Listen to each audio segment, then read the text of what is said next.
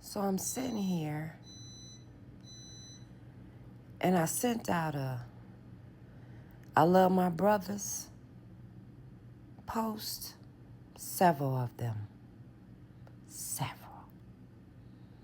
Because as an indigenous sister, as y'all would call a middle age, some of y'all call me old, some of y'all call me young. I don't really care. Because I'm going to certainly be me. And from my standpoint, as being a woman of means, a woman that worked hard for what she has, a woman of so much wealth, mentally, physically, financially, spiritually, and my soul. I'm still in this horrible flesh.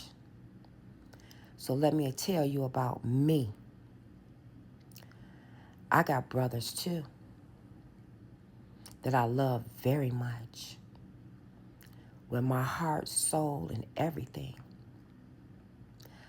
I am that sister that will shut my eyes, if you know what I mean, for mine. I will stand in front of a bullet for mine because I'm that one. Because I've been doing it all my life. So please don't think you could ever be me. I walk in my own shoes. I have tried to walk in my own shoes all my life. I had some bumps and bruises, but God steered me the right way because I was listening, even when I was in turmoil. But what I'm not gonna do, because I watched it as a young child, as a teenager, as a young adult, is I kept my mouth shut when I shouldn't have,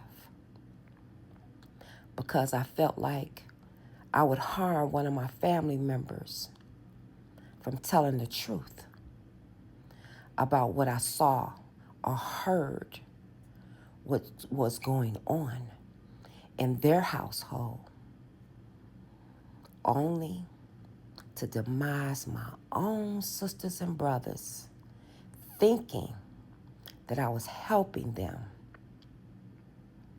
Man, I wish I could take it back, you guys. I wish I could tell them. I wish I could sit down with my young self and tell them all over again, you wrong. You wrong. So, me saying that, brothers, if you don't think that child is yours and you okay with knowing that and not even speaking of it ever again in life, hats off to you. Thank you. Thank you. I will say thank you for her. Okay? But for those that are in turmoil and you running around here not understanding or knowing if that child is yours or not, and you've heard it come from your family members on the sly, and you decided to throw it in the back of your head, but it always seems to surface, baby, go get you a test. I don't want my brothers, you already struggling because of your color, okay? And you'll have good jobs, decent jobs, so-so okay jobs. Then you got the white man up in these courts putting you in more harm's way because of that rat you decided to be with. I said it, that rat that you decided to be with and have children by. And the only reason they laid down with your behind because they thought you had something.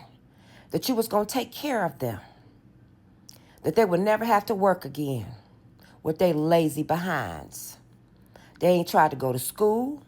They ain't tried to get no job, but they at their welfare office. They worry about them SNAP benefits with their big ass, knowing probably half the time you probably need to lose about 50 or 60 pounds. You don't need to eat. Your kids do. I said it. You need to go out there and get a job and lose some of that weight. Yeah, I caught the bus to work, and I had a whole car. Even when I didn't have one, I got my behind on the bus because we didn't have the benefits that you guys have now.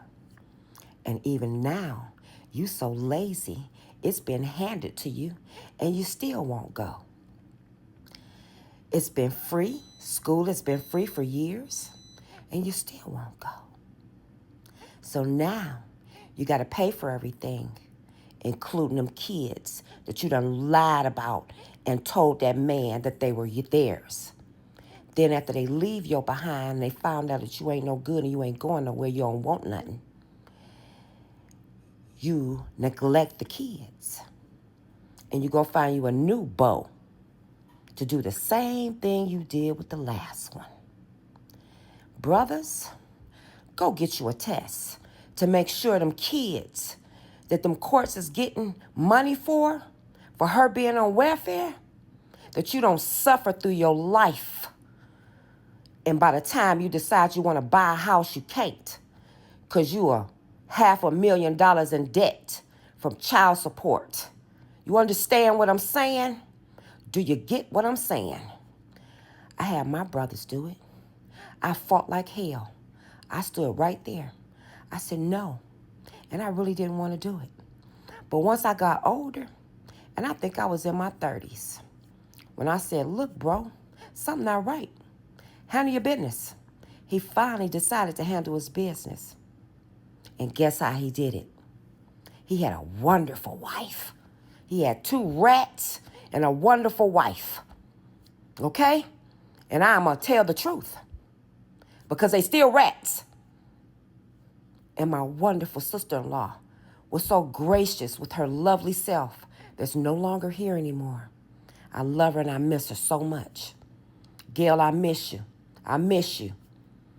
But I know you're in a better place, baby, because I know those people ain't do nothing but harm you anyway. Okay?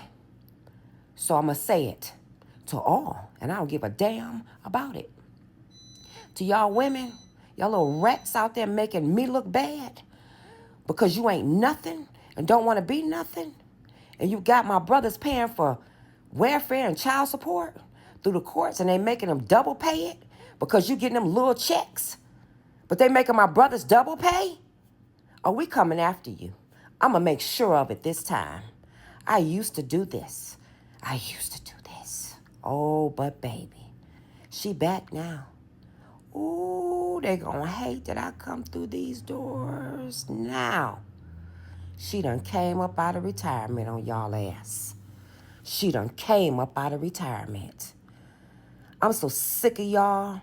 Then you go into the stores and buy all these weaves and nails and all this stuff, and your kids ain't even got no beds, no rooms to sleep in, no house to sleep in. And you got Section 8 that I'm paying for with my money. You getting the fuck up off of welfare. You getting the hell up off of welfare. And it's time. I ain't mad at Trump for that. I ain't mad. I'm not mad. Because guess what? For us working people, we should have way more than we got for working so hard. But we don't, because of people like you. People like y'all. Yeah, you know who I'm talking about. I can't wait. I can't wait for next month to end and see how much y'all starve. I don't give 2 poops about this welfare. You know why? Because I don't need it. I ain't never needed it, because I ain't never been lazy. For all y'all on these podcasts, aha.